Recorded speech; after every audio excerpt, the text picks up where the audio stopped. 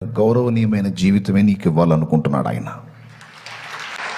ఎవరి దయా దాక్షిణ్యాలో, ఎవరి ముష్టి కోసమో ఎదురు చూసేటట్టు నిన్ను ఉంచాలనుకోవటంలా ఆయన. ఆశీర్వాదకరంగా నువ్వు అనేకులకి ఇచ్చేటట్టు నిన్ను చేయాలనే కోరుకుంటున్నాడు ఆయన. ఎవరి భిక్ష కోసం, ఎవరి దయ కోసమో, ఎవరి కనికరం కోసమో పడిగాపులు కాసి అరువులు దాచి ఆశపడే స్థితిలో ఉంచాలనుకోవటంలా నిన్ను దేవుడు. మనం దొడ్డిదారులు దొక్కాల్సిన అవసరం లేదు. నువ్వేం చేస్తావో నాకు తెలియదు. ఆఖరి నిమిషం వరకు నీ మీద నమ్మకంతోనే చూస్తాను నేను. ప్రతి విషయంలో ఇదే చెప్పాలి దేవునికి. ఎందుకంటే దేవా, నీ వాగ్దానాలన్నీ సీరియస్ అని నేను నమ్మా. నీ వాగ్దానాలు, నా విషయంలో నువ్వు చేసిన ప్రామిస్లు అన్నీ కూడా నెరవేరుతాయని నేను నమ్ముతున్నా.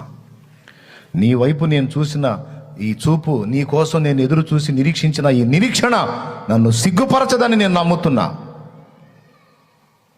ఎవరి దయ నేను కోరను, ఎవరి కనికరం నేను కోరను. నాకు దయ చూపినా, కనికరించినా, ఏం చేసినా నా దేవుడవు నువ్వేనయ్యా. నీకు స్తోత్రం.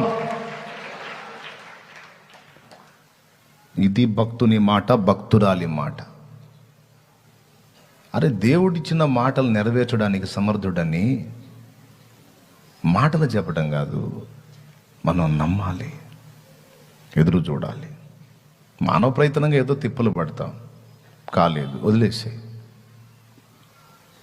దొడ్డిదారులు తొక్కొద్దు, అడ్డదారులు వెళ్ళొద్దు, అడ్డదిడ్డంగా ప్రయాణం చేయొద్దు, వక్ర మార్గాలు వెతకొద్దు.